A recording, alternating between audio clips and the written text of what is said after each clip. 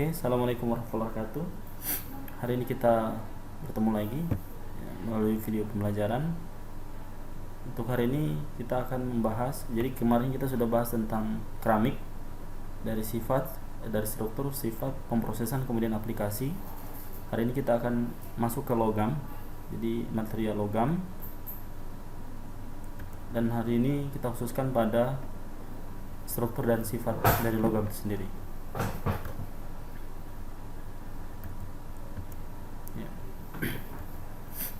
Kita awali dengan definisi, ya. Definisi dari logam. Jadi logam atau dalam bahasa Inggris kita sebut metal, ya, adalah sebuah unsur atau adalah salah satu unsur kimia yang siap membentuk ion, ya. Jadi dia akan membentuk kation dan memiliki ikatan logam. Dan kadangkala dikatakan bahwa mirip dengan kation di awan elektron. Ya, jadi untuk logam itu sendiri dia akan mengalami ikatan kimia primer, yaitu ikatan logam, dan ikatan tersebut disebabkan karena adanya elektron yang membentuk awan elektron. Seperti itu. Nah, ini ada contoh, ya, dari berbagai macam jenis logam, ya. Ada tembaga, ada mangan, ada nikel, ada uranium, aluminium, krom, magnesium, kobalt, timah, wolfram, timah hitam, seng, dan lain sebagainya. Dan untuk logam ini, ya, kalian bisa melihat pada tabel periodik unsur, ya, khususnya pada unsur transisi, ya. Kalau kita waktu di SMA kita sempat belajar ada dua sifat atau dua jenis unsur secara umum dari material atau dari unsur pada sistem periodik unsur. Pada tabel SPU itu ada yang golongan utama dan ada yang namanya golongan transisi. Biasanya logam itu berada pada golongan transisi, ya, dan ada juga golongan logam pada golongan utama, yaitu pada golongan 1A dan golongan 2A, kecuali hidrogen, ya, lithium, magnesium, dan lain sebagainya. Oke, jadi ini salah satu. Ini berbagai contoh dari logam dan aplikasi. Jadi kalau tembaga misalnya dia untuk kabel listrik, kemudian kumparan dinamo, kemudian untuk mangan sebagai bahan paduan baja, ya, untuk meningkatkan kekerasan pada baja itu kita juga menambahkan mangan. Kemudian nikel juga untuk melapisi baja atau untuk alat-alat listrik, ya. Gunanya apa? Untuk coating baja supaya tidak terjadi korosi pada baja. Kemudian ada juga uranium. Ya, uranium ini biasa dipakai untuk bahan amunisi dan persenjataan, ya. Kemudian ada aluminium, banyak, ya, banyak manfaat dari aluminium. Kemudian ada juga krom, ya. Krom ini dia juga fungsinya seperti mangan, ya. Namun dia juga lebih tahan terhadap temperatur tinggi.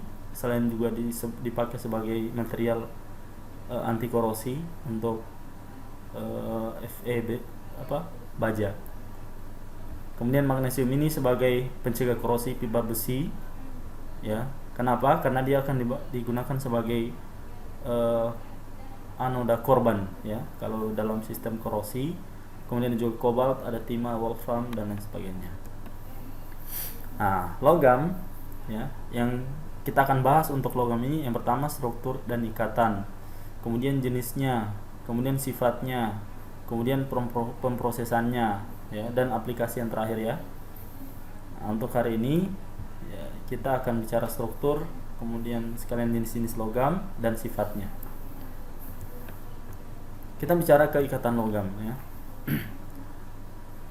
Ada beberapa hal yang perlu diperhatikan pada ikatan logam. Yang pertama adalah elektron valensi logam ini tidak terikat atau tidak erat terikat. Jadi dia memiliki energi ionisasi yang rendah, ya. Jadi elektron valensi logam ini tidak terikat erat seperti ikatan ion maupun ikatan kovalen. Jadi kalau ikatan ion kan ada ion positif, ada ion negatif. Kemudian ikatan kovalen itu kan seperti polimer, ya kan? Kalau ikatan ion seperti keramik, ya, yang terjadi pada keramik. Kalau ikatan kovalen seperti yang terjadi pada hampir semua polimer, sedangkan ikatan kimia primer khususnya pada ikatan logam, ya, dia tidak terikat dengan erat sehingga elektronnya itu dapat berpindah, itu ya, itu intinya. Kemudian logam alkali, ya, yaitu logam alkali ini, ya, golongan 1A dan golongan 2A hanya mempunyai satu elektron valensi. Khusus pada golongan alkali golongan 1A ini hanya memiliki satu elektron valensi, sedangkan logam transisi dapat menggunakan lebih banyak elektron untuk pembentukan ikatan. Jadi kalau misalnya contohnya litium itu hanya plus 1, Li+, tidak ada Li2+ atau Li3+, tidak boleh. Sedangkan pada logam transisi seperti V vanadium, itu kan V bisa menjadi V2+, V3+, V4+, atau Fe atau besi itu bisa menjadi feri, ya, atau fero, Fe2+ atau Fe3+. Nikel juga seperti itu, bisa menjadi Ni2+, Ni3+, kemudian timbal juga Pb2+, Pb4+, dan lain sebagainya. Nah, itu logam transisi. Jadi logam transisi bisa memiliki lebih dari satu elektron, ya, untuk pembentukan ikatan.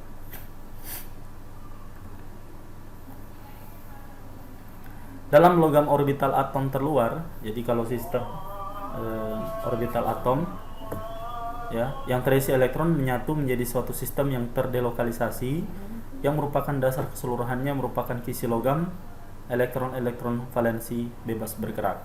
Jadi jika, ya, elektron atau atom-atom, ya, pada logam mengalami delokalisasi, ya, berdasarkan pada kisi logam. Jadi kita sudah bicara tentang kisi kristal kemarin, ya. Ada FCC, ada BCC, ada SC, ada HCP, ada tetragonal, ada ortorombik, ada monorombik, ada trirombik, ya. Itu semuanya untuk logam elektron valensi ini bebas bergerak, ya, terjadi perpindahan, bebas bergerak. Itulah menyebabkan salah satu penyebab kenapa logam itu bersifat dapat menghantarkan listrik maupun termal, ya, karena elektronnya bebas untuk mengalami pergerakan. Kemudian apa itu ikatan logam, ya? Apa itu ikatan logam? Kita lihat, ya, gambar dari ikatan logam. Jadi di sini ada ion positif, ya, ion logam bermuatan positif, ya. Ini adalah strukturnya, ya. Ini adalah struktur logam. Kemudian elektron ini bergerak bebas di antara ion positif tadi. Nah, ini yang disebut dengan awan elektron. Jadi mereka ini bebas bergerak, ya, di antara dua proton atau dua kation, ya, dari ion logam tersebut. Jadi ini yang disebut dengan lautan elektron, ya, atau awan elektron. Ya, ini ada definisi, ya. Ikatan logam adalah ikatan yang mungkin terbentuk antar logam yang sejenis. Ya, gaya tarikan inti atom logam dengan lautan elektron yang mengakibatkan terjadinya ikatan.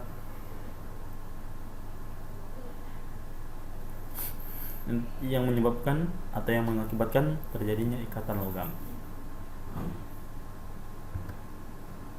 Kita lihat, ya. Ini ada video. Kita lihat video ini.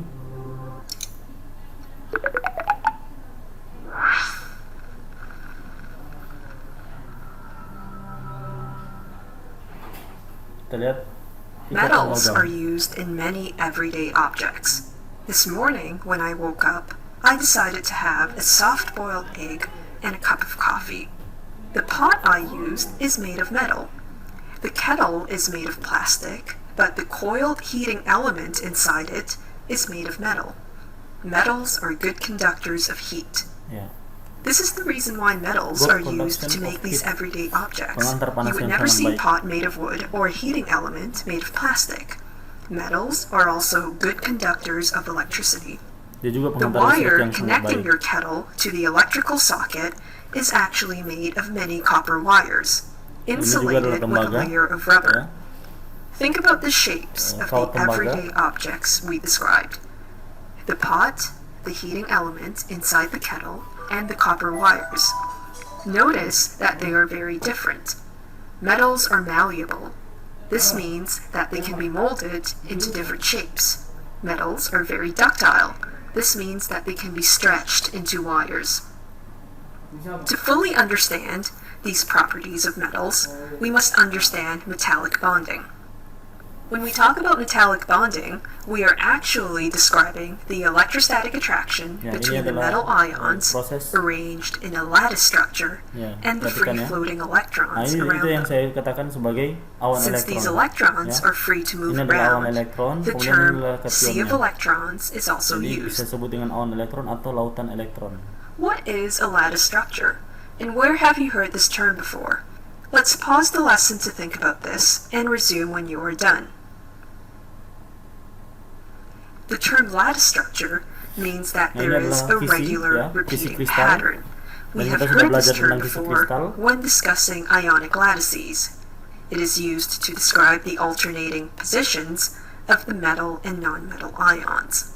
In metallic structures, however, there are only Perhatikan, metal ya. ions. These metal Struktur ions metal are arranged side dan by metal. side in a regular repeating pattern. Ini The semua free-floating electrons positif ya. act like Kemudian a elektron, glue awan and elektron yang hold akan the bergerak. structure in place. Ini terjadi This pergerakan. is a very strong attraction and Terjadi explains pergerakan. why Terjadi metals pergerakan have high dan melting perputaran. and boiling points. A lot of heat energy is needed to overcome this attraction. This is also why metals are very good conductors of heat. Free-floating electrons are the reason why metals can conduct Jadi dia electricity. bergerak bebas ya. Elektronnya bergerak Metals bebas. are malleable and ductile because no matter what shape the metal takes, the free-floating electrons will conform to that shape. The strong electrostatic attraction will remain, and therefore the structure stays intact. Let's think about it. Cars and bicycles, trains, planes, buildings, cutlery, spectacles, furniture, and endless items can be made from metals. To recap, the electrostatic attraction between metal ions arranged in a lattice structure and free-floating electrons is known as metallic bonding. This explains many properties of metals. They are good conductors of heat and electricity, have high melting and boiling points, and Nah, are ini malleable sifat-sifatnya ya. and ductile. Sifat-sifatnya. Oke, jadi ada beberapa sifat tadi ya. Jadi dia memiliki sifat konduktivitas termal yang baik, konduktivitas listrik yang baik, dan dia juga bersifat ulet, daktil, ya.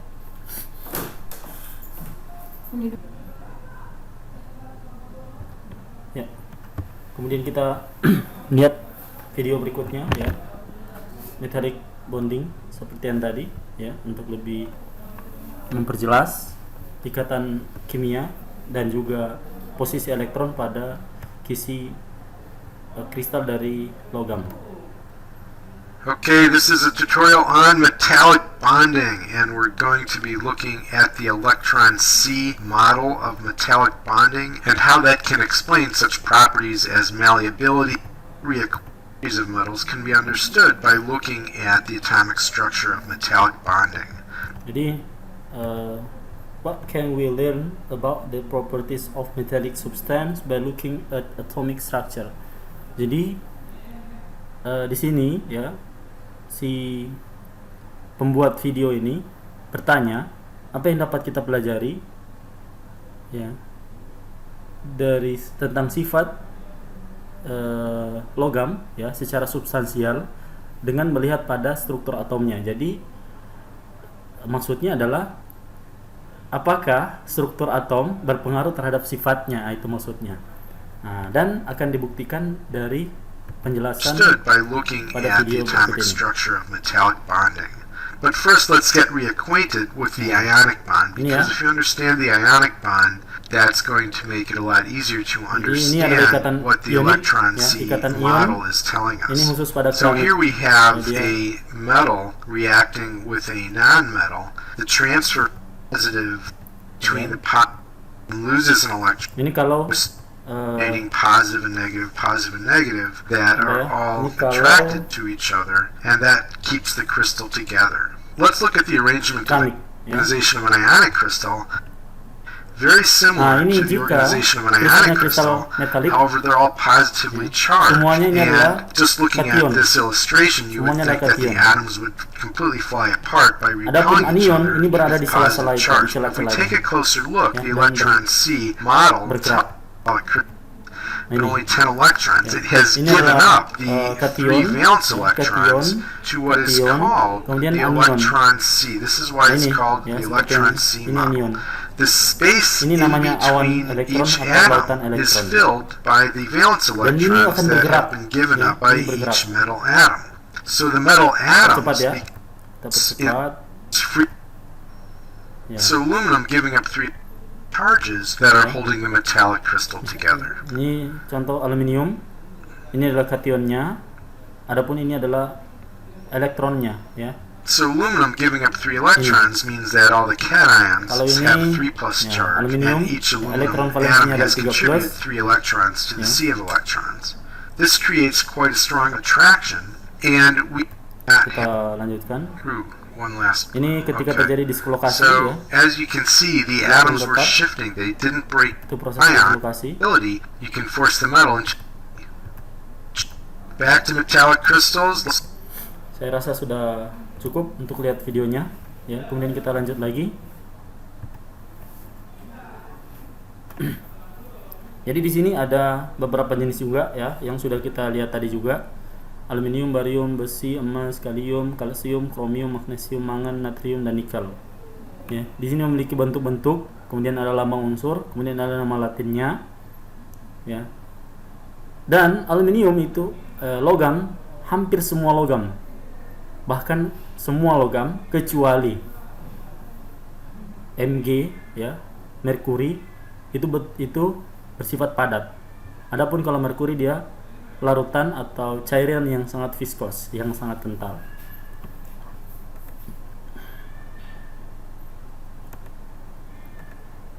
Kemudian kita melihat sifat-sifat logam. Kalau tadi struktur logam secara umum, ya. Kemudian kita lihat sifat-sifat logam. Apa saja sih sifat-sifat logam? Ya. Umumnya berupa padatan pada suhu ruangan. Ya, umumnya dia berupa padatan pada suhu ruangan, kecuali merkuri. Ya, seperti yang saya sebutkan tadi, dia sangat viskos. Larutan yang sangat viskos, yang sangat kental. Yang kedua, mempunyai permukaan yang mengkilap. Ya, dia mempunyai permukaan yang mengkilap. Hampir semua logam mempunyai permukaan yang mengkilap. Yang ketiga, logam rata-rata dapat ditempa, dibengkokkan, dan ditarik. Ya.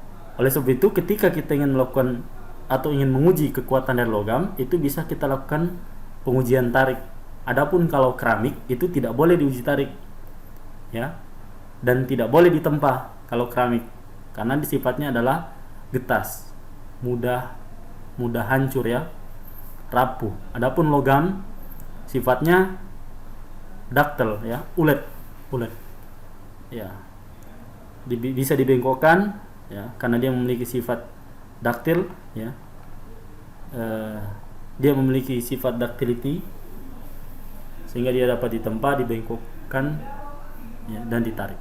Kemudian logam ini mempunyai titik leleh dan titik didih yang sangat tinggi, ya. Kemudian merupakan pengantar panas dan listrik yang sangat baik. Ya. Jadi yang pertama, jadi salah satu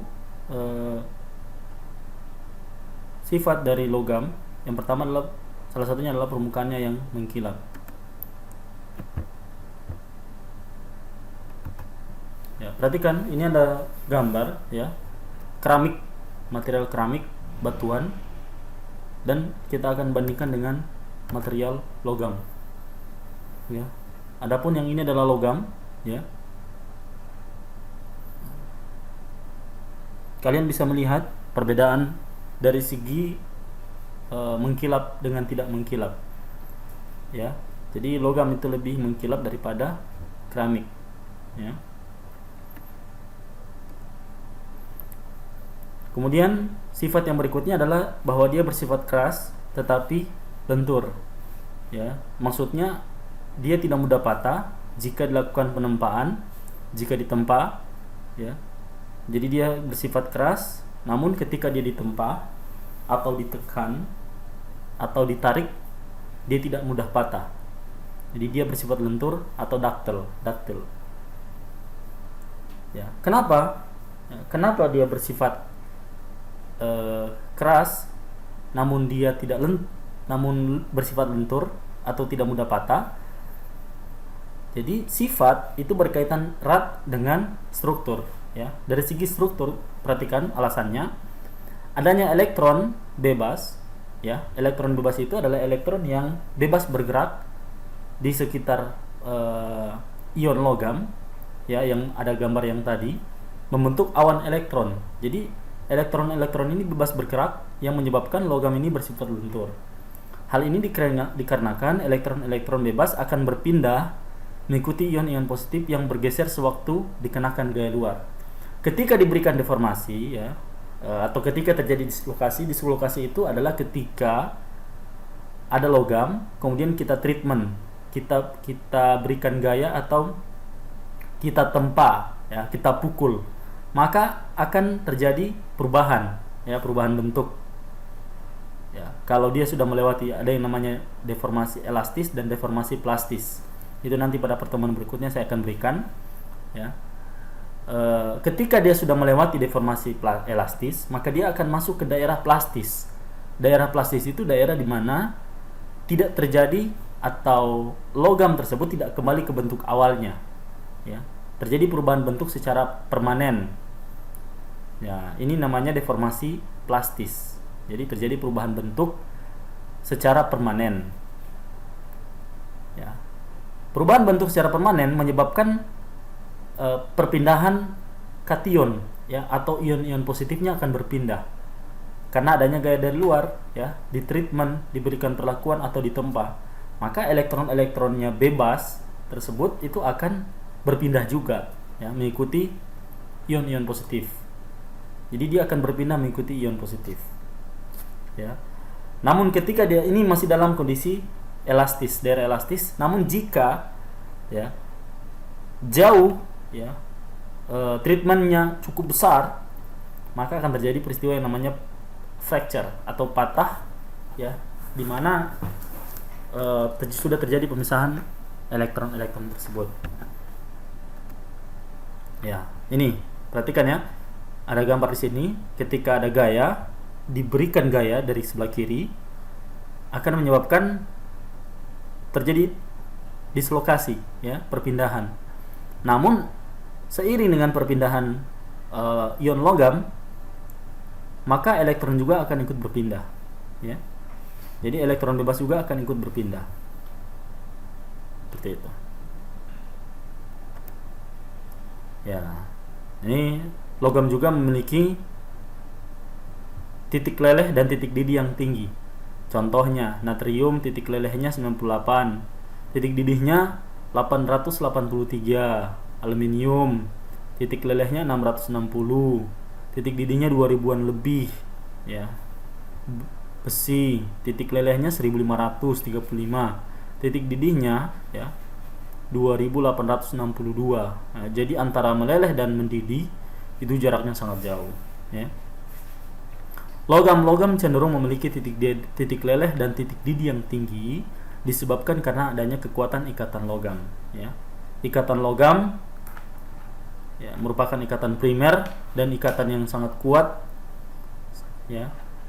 Ikatan yang cukup kuat dan cukup rapat, ya, elektronnya cukup rapat dan membentuk kristal. Itu yang menyebabkan juga. Jadi kenapa logam dan keramik ini sangat kuat titik leleh dan titik didihnya? Karena sifatnya, ya, sifatnya yang terbentuk dari kristal-kristal kisi kristal, ya, kisi kristal. Adapun yang berbentuk amorf itu lebih cepat meleleh, ya. Yang berbentuk amorf lebih cepat meleleh dibandingkan dengan yang membentuk kristal. Kemudian logam juga bersifat menghantarkan listrik yang baik, ya. Kenapa dia bisa mengantarkan listrik yang baik? Karena di dalam ikatan logam ya terdapat elektron-elektron bebas yang dapat membawa muatan listrik. Jadi yang namanya elektron ya pasti dia membawa muatan listrik. Jika diberi suatu beda tegangan ya, jika kita mempunyai baja, ada baja panjang, di ujung sebelah kiri kita berikan aliran listrik, otomatis ujung kanan ketika kita pegang kita akan kesetrum, ya kan? Karena memang dia dapat menghantarkan listrik dengan baik. Ya, jika diberikan suatu beda tegangan, maka elektron-elektron ini akan bergerak ya dari kutub negatif menjadi kutub positif. Jadi akan bergerak. Ya. Seperti ini, ya. Jadi ketika ini diberikan tegangan beda tegangan ya. Maka ya elektron-elektron akan menuju ke kutub positif. Kemudian logam ini bersifat panas, menghantarkan panas yang baik. Kenapa? Ya. Karena elektron yang bergerak bebas di dalam kisi kristal atau di dalam kristal logam ini memiliki energi kinetik. Jadi ada yang namanya energi kinetik. Jika dipanaskan, energi kinetik dari ini ya, elektron akan memperoleh energi kinetik yang cukup untuk dapat bergerak atau bervibrasi dengan cepat. Ya.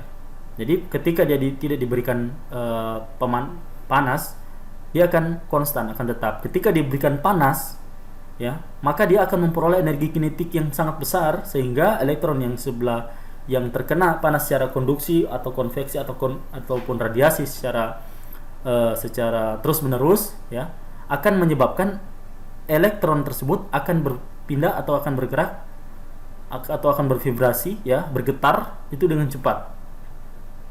Nah, jadi dalam pergerakannya elektron-elektron tersebut akan bertumbukan dengan elektron-elektron lainnya. Jadi akan terjadi tumbukan elektron, ya. Jadi vibrasinya ya, jadi getaran-getaran itu akan menjadikan terjadinya tumbukan, ya. Hal ini menyebabkan terjadinya transfer energi dari bagian bersuhu tinggi ke bagian bersuhu rendah. Jadi, karena adanya tabrakan elektron tersebut. Ya, ini ya. Jadi elektron ini akan saling bertabrakan sehingga ya bertabrakan acak, ya kan? Sehingga temperatur atau panas akan menuju dari panas yang bertemperatur tinggi ke bagian yang bertemperatur rendah. Ya, adapun ini adalah kesimpulan ya. Ikatan logam adalah ikatan yang mungkin terbentuk antara logam. Kemudian ikatan yang terjadi pada atom logam akibat adanya gayatan menarik yang terjadi antara muatan positif dengan muatan negatif dari elektron-elektron bebas, ya. Jadi kalau dia keramik positif berikatan dengan negatif dan itu sangat kuat. Adapun kalau ikatan logam, negatifnya itu membentuk awan elektron. Sifat-sifat dari logam pada suhu kamar ini berupa padatan, ya, bersifat keras namun dapat ditempa, mengantarkan arus listrik yang panas, kemudian dia bersifat mengkilap, kemudian titik didih dan titik lelehnya sangat tinggi. Ya. Jadi lautan elektron, ya, lautan elektron yang menyebabkan banyak sifat ya dari logam yang berbeda dengan material lainnya. Itu disebabkan oleh lautan elektron atau awan elektron yang bergerak bebas pada kisi kristal logam. Ya. Ya, oke. Jadi untuk pertemuan struktur dan sifat logam sampai di sini ya. Nanti insya Allah saya akan mengupload lagi video tentang tentang cacat ya, cacat kristal pada logam dan juga paduan logam ya. Jadi itu yang akan saya berikan nanti ya setelah saya upload video ini untuk mengganti pembelajaran kita pada hari Senin ya. Dan akhir kata, assalamualaikum warahmatullahi wabarakatuh.